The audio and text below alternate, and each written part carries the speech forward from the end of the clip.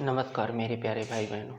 अभी जैसे देख रहे हैं कि कोरोना धीरे धीरे कम हो रहा है कि जैसे रोज़ का रोज़ डेली का केस कोरोना देश की जद से बाहर निकल रहा है। तो इसमें इसमें जैसे 23,000 से कम मामले आ रहे हैं, 22,000 आ रहे हैं। तो अभी तो हमारे मुख्यमंत्री जी योगी आदित्यनाथ जी नाइट कर्फ्यू को हटा दिया है। तो अभी देख रहे थे हमारे प्यारे भाई बहनों, जैसे कोरोना धीरे धीरे देश में जद से बाहर निकल रहा है। तो अब धीरे धीरे कोरोना समाप्त हो रहा है, तो नाइट कर्फ्यू भी समाप्त कर दिए हमारे मुख्यमंत्री जी।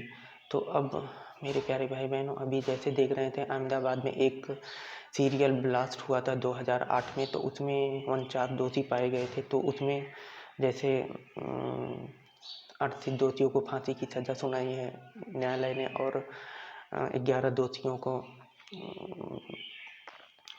उम्र कैद की सज़ा। तो उसमें देख रहे हैं आप मेरे प्यारे भाई बहनों, अभी जैसे चुनाव आ रहे हैं तो कितनी पार्टियां, चाहे अब सपा या बसपा को ले लो, तो इसमें जैसे बहुत तेज़ी से उपद्रव हो रहा है। जैसे आम पार्टियां लड़ाई झगड़ा कर रही हैं। तो अब 10 मार्च के बाद ये कौन सी गवर्नमेंट आएगी ये तो पब्लिक अब तय करेगा। तो मेरे प्यारे भाई बहनों, अभी भ्रष्टाचार इतने कगार पे हो गया था कि जैसे अब विजय माल्या और नीरव मोदी तो छूट गए हैं पीछे। अब ऋषि अग्रवाल 23,000 करोड़ का जो घोटाला किए थे एक शिप कंपनी में, तो उनसे अब वसूली की जाएगी। तो मेरे प्यारे भाई बहनों, जैसे देख रहे हैं धीरे धीरे भ्रष्टाचार, अब हमारे प्रधानमंत्री जी इसको कम करने का पूरा प्लान बना लिए हैं। तो जीरो टॉलरेंस पे जो काम कर रहे हैं वो धीरे धीरे उनका साकार हो रहा है। तो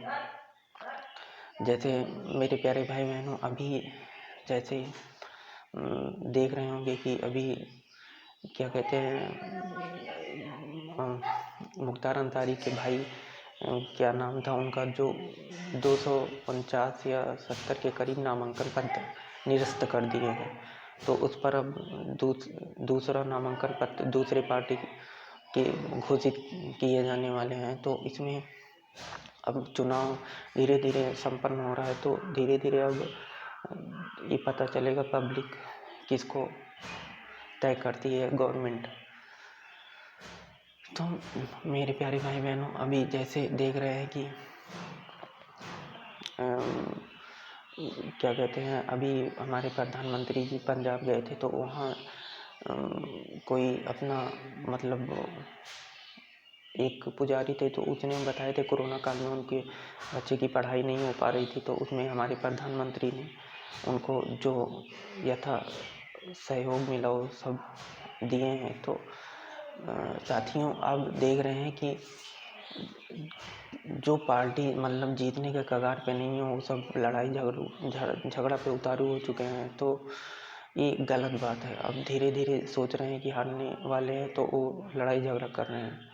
तो साथियों, आप उसी को वोट करिए जो आपके नज़र में सही हो, तभी आप सबका भला होगा।